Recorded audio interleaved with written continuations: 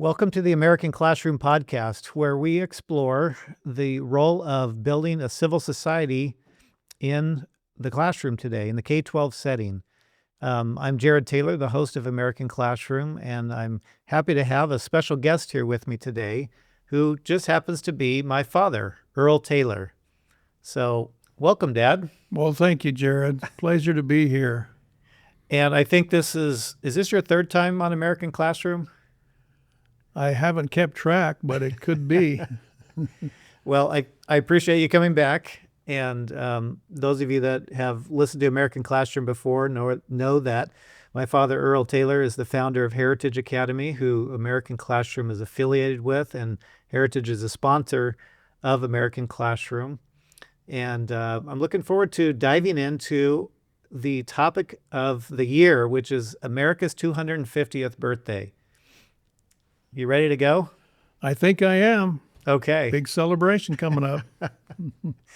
Now, as you probably know, Dad, the way that you pronounce the 250th anniversary is semi-quincentennial. Semi-quincentennial. We're going to give everybody at Heritage a cookie if they can pronounce that. It took me about 6 months to figure it out. There you go. We're looking forward to it. 1776 was an amazing year, and we're going to reflect a little bit on 1776, but if it doesn't impact 2026, it's more just interesting. There you go. Right? So hopefully we can explore the connection between those 2 years. But let's talk about 2026. We're going to have a whole slew of high school graduates this year in America, all across the fruited plains. And we hope that in the American Classroom, they understand something about 1776, and especially this year. You were in the classroom for over 20 years. 23 years, yep. 23 years. Tell us your thoughts of what should a high school graduate in an American classroom understand about 1776 when they graduate? I think the first thing that young people need to come to understand is what kind of a revolution, we call it the American Revolution or the Revolutionary War. What kind of a revolution was it? You know, when you study history, there's all kinds of revolutions. You got the Russian Revolution, the French Revolution, the Mexican Revolution, and a little bit later you got the Cuban Revolution, you got the Chinese Revolution. You know, all these revolutions. And if we're not careful, we can be caught up in thinking that the American Revolution was just one of these. Well, it wasn't, because the revolutions I just described basically were based on terror and blood surges or I say blood purges, and the elimination of opposition by murder, and I mean, just awful kinds of things. It was also led by people who wanted to become in power. And but the American, in other words, they wanted to change society, really, and according to their own thinking. But the American Revolution was totally different. It was unique. The founders did not intend to change society. They were revolting against arbitrary government and trying to bring the people to understand that good government is based on the consent of the people. That was so totally unique in 1776. And so to me, that's the first thing that we want young people to understand. The American Revolution was unique. And as a matter of fact, people who were in the leadership of the against arbitrary government, against King George, were people who, some of them were wealthy, but they didn't necessarily want power. Mm-hmm. They wanted the people to have power. That is so unique. That's a revolution. That is a revolution. History of this world. So once you understand that, then you can appreciate the founders. And Admittedly, today there are those who want to blame the founders of America for creating a government to protect their own wealth. And all of a sudden you get an idea that it's the same kind of a revolution that all these others are. No, it wasn't. Matter of fact, most of the people in the revolution in America didn't want political power. You know, George Washington, after he led the army to victory, and after he, against his better judgment, attended the Constitutional Convention, he went home, and he wanted to stay home. See you later. We're done here. He didn't want any more to do with leadership in this new experiment. Mm-hmm. They had to convince him. They had to try 3 times before they finally got him to agree to let his name be placed in nomination for president. Mm-hmm. He didn't want it. That is unique for leaders of revolutions. So anyway, that's the first thing, in my opinion. Yeah, there's a lot of layers that you can think of, like the revolution, in terms of, you pointed out it went from one tyranny to another tyranny, or one form of oppression to another form of oppression. That what Jefferson wrote in the Declaration turned the whole thing on its head. Power went from one tyrant to another tyrant, power went from the tyranny to the people. And that's why I think it's so interesting. We have the 2 Georges in 1776 staring each other. Yeah, that's true. Right? It's George versus George, one that wanted to recognize the power in the people, and the other is the divine right of kings, or all that other nonsense that they believed in. And, and there was a lot of, if you think of the number of people in the colonies at the time, really 1/3 of them had the revolutionary fervor. 1/3 of them were pretty loyal to the crown. And 1/3 of them, they were just kind of out in the country and maybe just didn't want to pick sides or get involved, or, kind of just wanted to be left alone. But there were definitely people that understood that it was a bigger effort. And, we're going to I wanted to read to you this quote from John Adams. He wrote to a guy named Hezekiah Niles in 1818. And I sent this to you. Maybe you can comment on this, right? He says, the revolution was in the minds and the hearts of the people, a change in their religious sentiment of their duties and obligations. This radical change in the principles, opinions, sentiment, and affection of the people was the real revolution. Now, Adams is, that major character that is often forgot about, but I love how he points out the real revolution was in the hearts and in the minds of the people. It wasn't just a change of power and, this person to that, or this army to that army, or it's really a discovery. And I think Jefferson points this out, of people understanding what their rights are and that they have the right for self-government. Well, not only that, Jared, is that they felt like, and this is all biblical based, they felt like the only way people can be truly free is if they're good, if they're virtuous, if they're moral.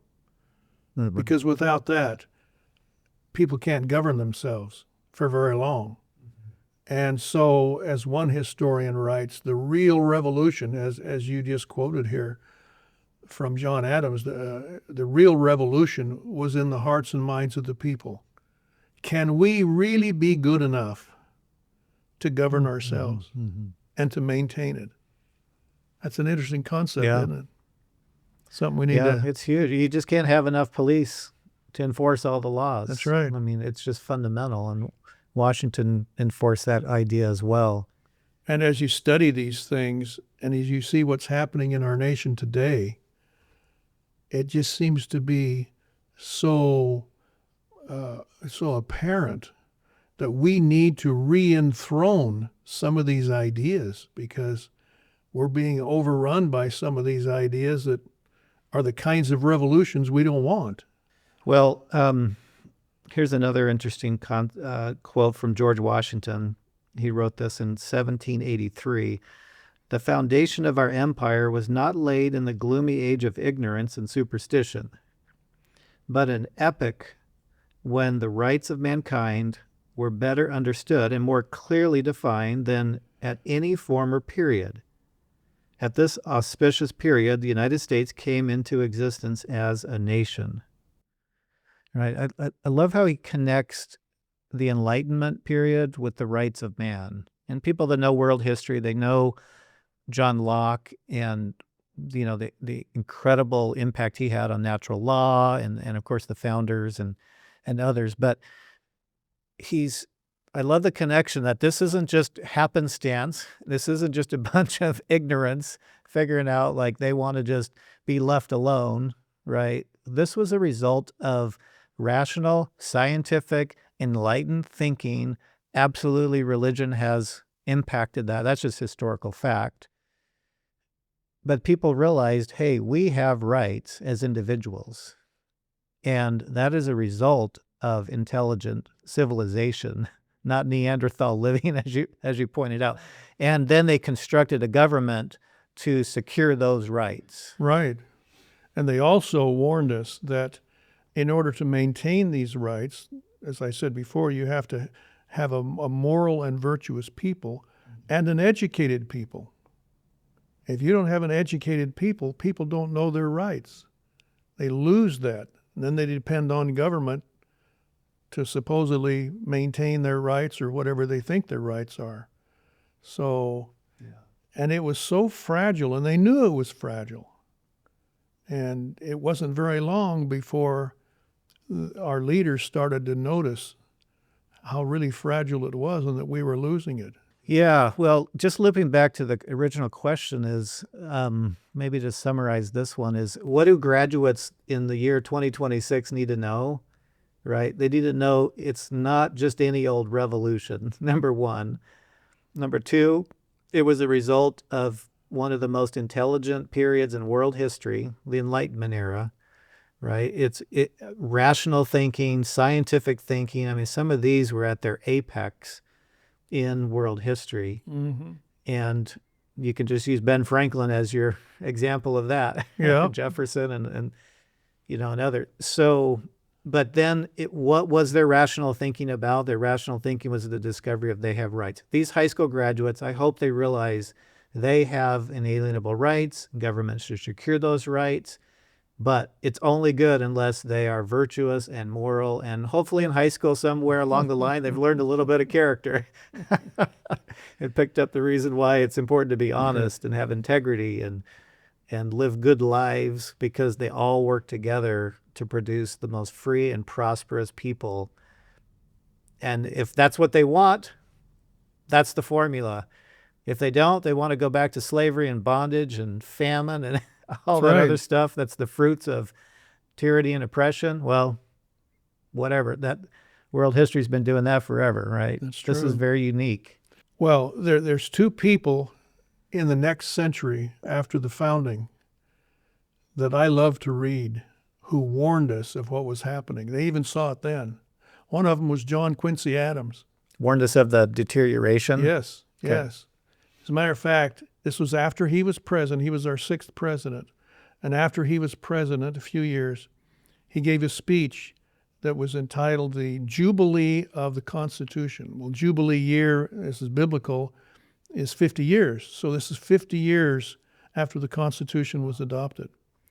And in that speech, he delivered it in 1839 while he was in Congress. He, by the way, is the only president who, after he was president, served in Congress. Interesting. So at any rate, this John Quincy Adams. And he recalls from the Bible the story of the Israelites and how Joshua led them into the land of promise. And as they came into the land, Joshua noted 2 mountains, Mount Ebal and Mount Gerizim.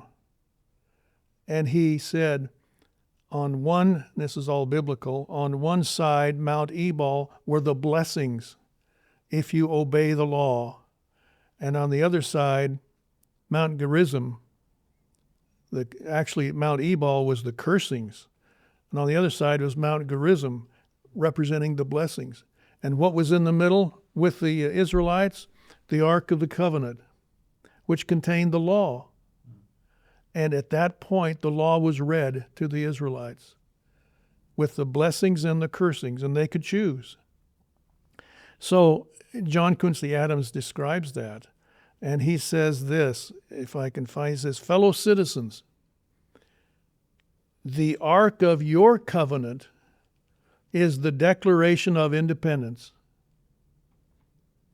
And he goes on to say, there is not a curse pronounced against the people upon Mount Ebal, not a blessing promised them upon Mount Gerizim, which your posterity may not suffer or enjoy from your and their adherence to or departure from the principles of the Declaration of Independence, practically interwoven in the Constitution.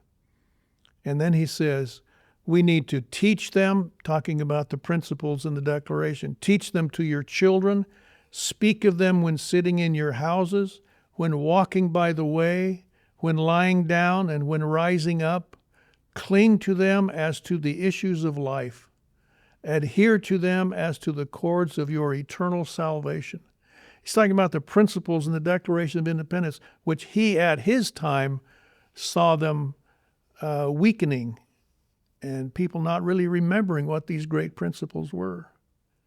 Anyway, that's just a great speech. That is. I don't think I remember hearing John it. Quincy Adams. He gave that when he was in Congress? When he was in Congress. He actually Interesting. died while he was in Congress, had a heart attack in the House of Representatives. But, that was 1839. But now listen to this.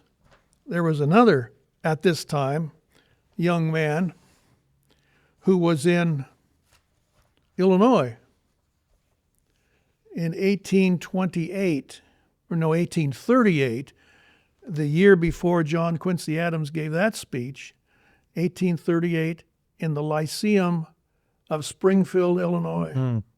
The young man's Young speech. man whose name was Abraham Lincoln.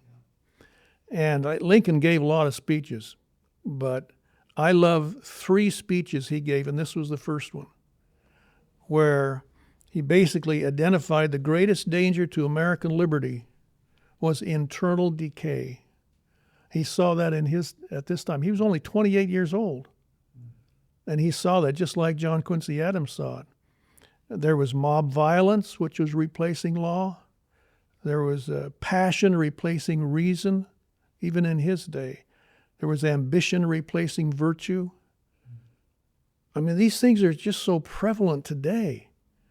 And so Lincoln he foresaw a future tyrant rising not by overthrowing the Constitution, but by exploiting lawlessness and public apathy. So his whole purpose was to re-enthrone the principles of the Declaration of Independence. And then he gave another speech in 1854. This is known as the Peoria speech. And he basically said the same thing, but he related it, of course, to slavery. And he said, the American experiment in the Declaration of Independence, he called it the sheet anchor of American republicanism. Sheet anchor. What's that referring to? Sheet anchor.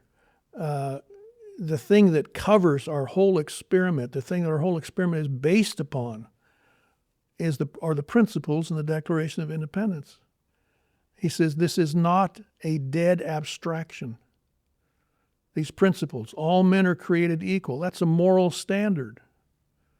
And slavery is tolerated only as an inherited evil, I should say, not a moral good. So he began, this is in 1854, he began to speak out more against slavery. So he insisted that the founders placed slavery on the course of ultimate extinction. And he actually explained how the founders did that. We teach that in our seminar. They had the answer to slavery. But he says, I'm afraid we are abandoning this effort to get rid of this evil. So the Constitution is what helps us get rid of this evil. And then, of course, the third speech, which I love, is in 1865, his second inaugural address. This, of course, is in the Lincoln Memorial in D.C., etched on the walls. Every time I go there, I love to read it because it is so powerful. So this is near the end of the Civil War, and Lincoln delivered this speech basically on moral reckoning. And in his speech, as you may remember, he says slavery slavery was a national sin, not a Southern sin. All of us need to take responsibility and ownership. And the war was a divine judgment for violating the Declaration of Independence. That's a powerful statement. And so peace requires humility, repentance, and charity. And it's kind of an atonement for past sins. That's basically what he said. And God will hold us responsible for how we respond to this. So all of these speeches, both Lincoln's and John Quincy Adams, talk about the principles of the Declaration of Independence. And they're marvelous. And we go over 8 of those principles in our course so that our young people can understand this is powerful doctrine. It's the doctrine of the United States of America. It's a formula to be free and prosperous. Is that what you want in life? Do you want poverty and slavery? I mean, that's your options.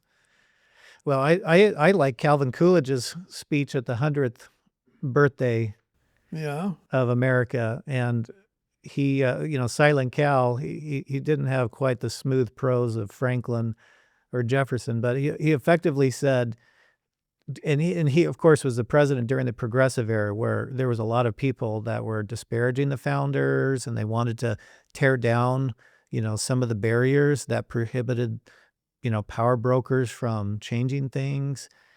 And he came out and effectively says, if there's something better, then we'll go to it. Until then, this is the best we have. Those original principles of all men are created equal. Show me something better.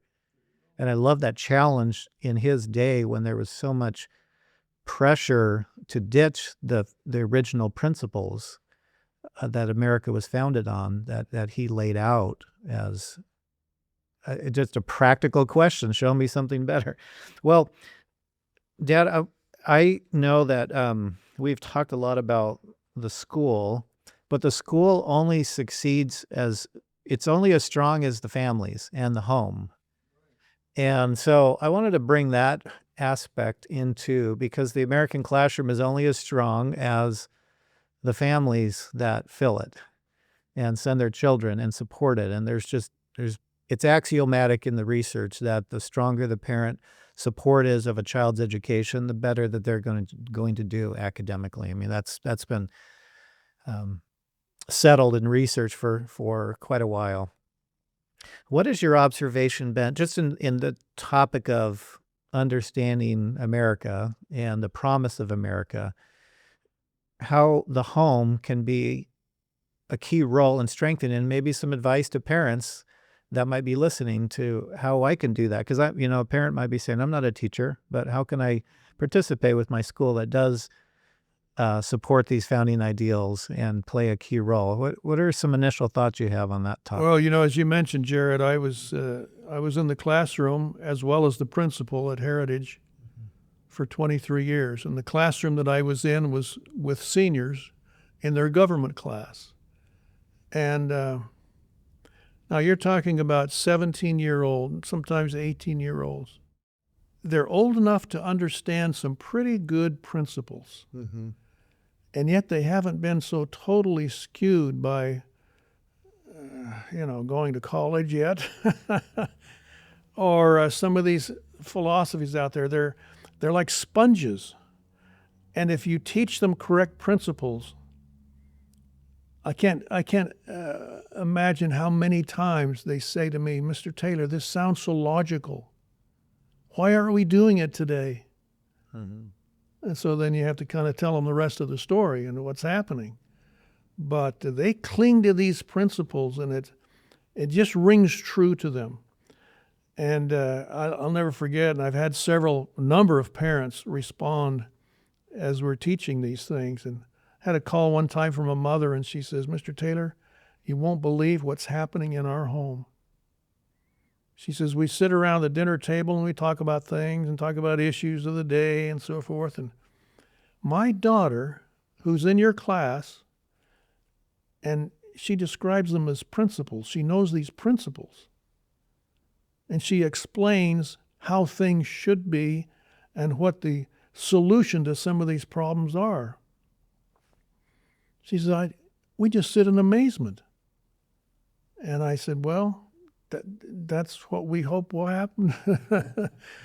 And as parents take a more active role in their education of their young people and actually visit with them about what they're learning at Heritage, they'll get this feeling. And all of a sudden, the students can become the teachers of principles, because in most cases, sadly, the parents didn't learn these things. Mm-hmm. And you get right down to learning these 8 principles of the Declaration of Independence, and it answers a lot of questions. So, yeah, that's just, and there's just so many. As a matter of fact, the word spreads that what we're doing at our school, and so initially we had parents coming from great distances to bring their students to our school. Yeah. They still do. They still drive an hour one way or the other. We hear people driving all the way from maybe West Phoenix in the Laveen area into Mesa. That happened until we put a school in Laveen, and that was... we had one family that had a whole slug of kids, and every one of them from Coolidge drove here. I remember that. Every single day. Well, and you may remember the very last child in that family graduated, and the next year we built Heritage Academy Gateway. Oh, a little over closer. in Queen Creek, about 10-minute drive, and now that graduate works for us. Oh, really? She's one of our teachers over at our Gateway I'm campus. not sure I knew that, but that is wonderful. Which is super fun. Well, the role of families is so key in establishing liberty, right? At Heritage and Paul Revere, our schools we have here, we look at ourselves as a support for the home, and the home has to be the seedbed of liberty, because we have 6 hours with them, and we have a significant influence on the way they think and the vision that they have for their future, being optimistic and hopeful, which is the whole promise of America. But if it's not reinforced at the home, it's, there can be less impact, I suppose, in the hearts and minds, the revolution, because I would just say that every single individual needs to have the American Revolution in their heart and mind, just as was pointed out by John Adams. Just because they had it in 1776 doesn't mean that each one of us doesn't have to rediscover that. It does have to be an enlightened form of thinking. Schools hopefully help foster that. The home hopefully fosters that. And having some good boundaries at home with social media or other media, helps young people, get the processing that they need to understand what it means for them to have rights and have self-determination and make that choice that everybody has to make, which is, I want to be the kind of person that can be self-governing, meaning I can control myself, I can control my tongue, I can control, what I say or do, and I can build my future, right? But if you're just scrolling and, watching video games or, other mindless things, right? You still have the mental space to process what a free person needs to process. And the home can be a really valuable tool to clear that noise out in a young person's life in their formative years, so that they can be like Lincoln, and start to be that hero that we need them to be. Yeah. I think it's an observation that I made is that most of us really don't know what real freedom is, what it would be like. And one of the principles in the Declaration of Independence is that you have basic inalienable rights which come from the Creator. And if you adhere and love those rights, you can do anything you want to do as long as you don't invade the rights of other people. Basically, the rights to life, liberty, and property. You can do anything you want to do. As I tell my students, that's real freedom. They don't quite understand this because they haven't been out in the world, and make livings and build houses and deal with the encumbrances of a bureaucratic government that we seem to have built up around us. And I just give them a few examples of what I'm talking about, and they say, wow, real freedom. That's what we need to instill in the hearts and minds of our young people, based on morality and virtue. Yep. But just let me be free. My co-host of American Classroom, Lindsay Crosby, and I, we had Shane Krauser here a couple of episodes ago, and he would say, we need to fall in love with freedom again. There you go. Yeah. Which is great. I think that's well said. I like that. Let me go. One thing that I always liked that you used to remind the teachers of is a quote from Washington on the primary objective. And I think this really hits to one of the roles of the American classroom in building a civil society. And let me just read that and we'll put some of these quotes in the show notes here, but Washington said, a primary object should be the education of our youth in the science of government. In a republic, what species of knowledge can be equally important? And what duty more pressing than communicating to it those who are to be the future guardians of the liberties of the country?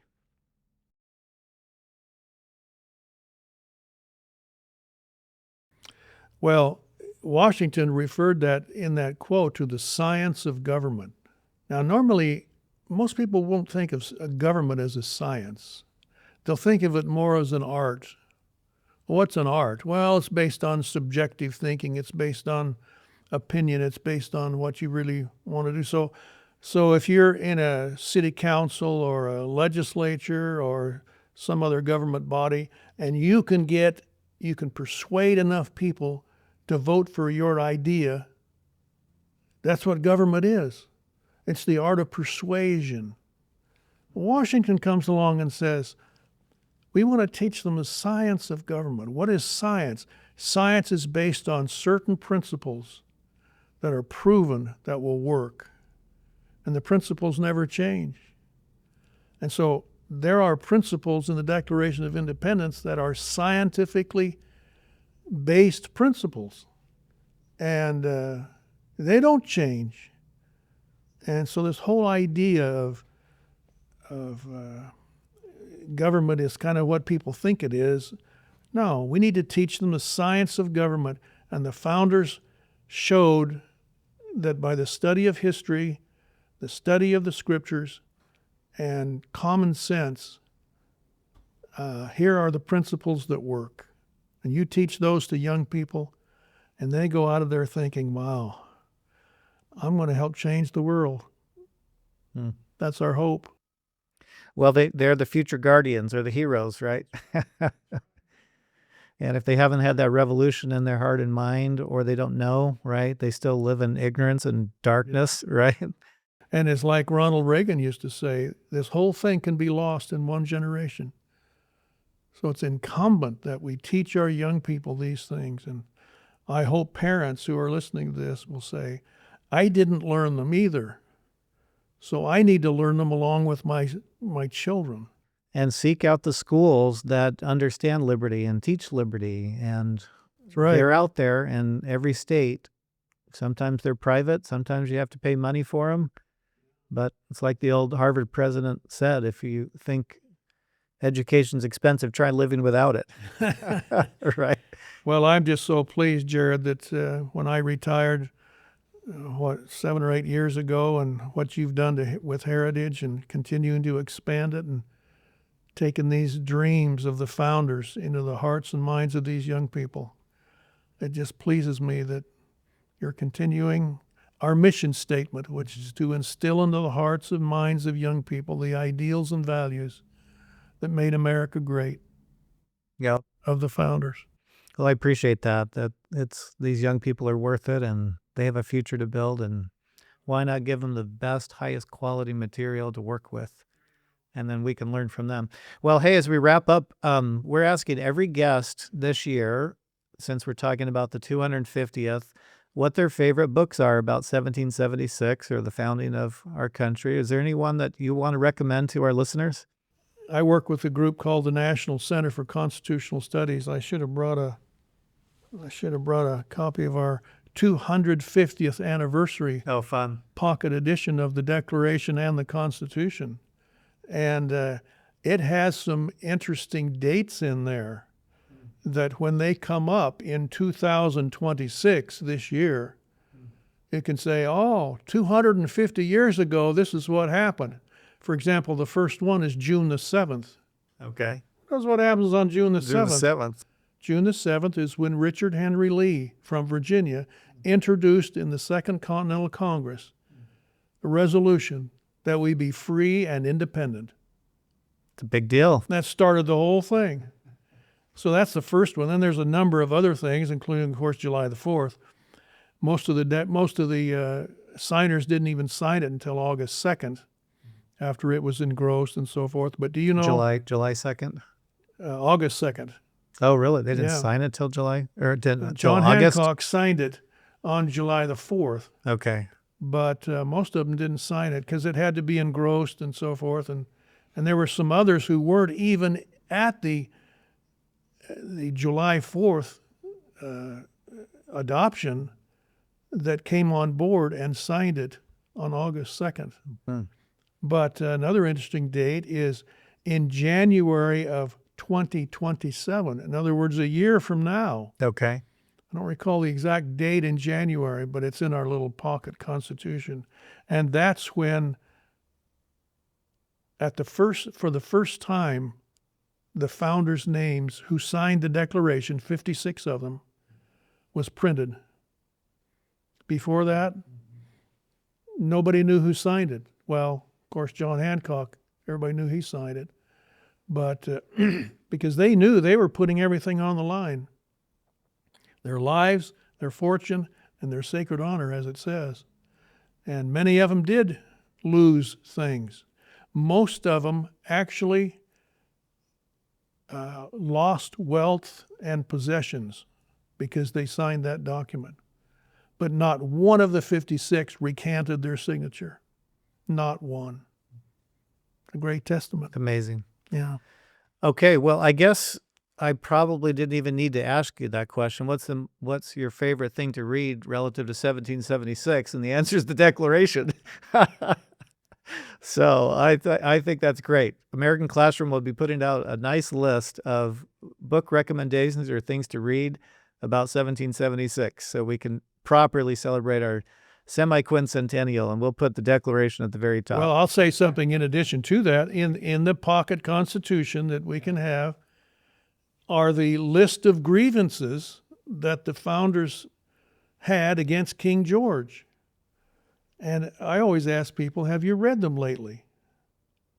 And I want you to put a little star by each one of them that sounds familiar today. Yeah. It's amazing how many of those same grievances we have let accumulate in our society today. It's scary when you do that. Yeah. It's the frog So is there's boiling. a lot in that little document, Jared. I love it. Well, thanks for coming on. We appreciate you being a regular guest here of American Classroom. And we hope that our listeners, whether you're a school leader or a parent or a school teacher, have something that you can take right into your classroom to help build a civil society. That's the whole point of American Classroom. That's why we have education as a basis of our civil society, and understanding the rights of our individuals and how they can be fully expressed and flourish in our country is of vital importance for what we're doing here today. So, Dad, thank you. You're This was welcome, a lot of fun. Jared. Appreciate Thank it. you very much, son. You bet. If you like this episode, please like and share with someone who would find this interesting. We appreciate you listening to the American Classroom podcast today. Thank you. American Classroom is brought to you by Heritage Academy Mesa. Heritage Academy in Mesa, Arizona is a public charter school serving grades 7 through 12. Youth that come to Heritage are not just students, but scholars who are taught by the #1 rated faculty in Arizona. If you'd like to learn more about Heritage Academy Mesa, please visit heritageacademyaz.com and click Mesa.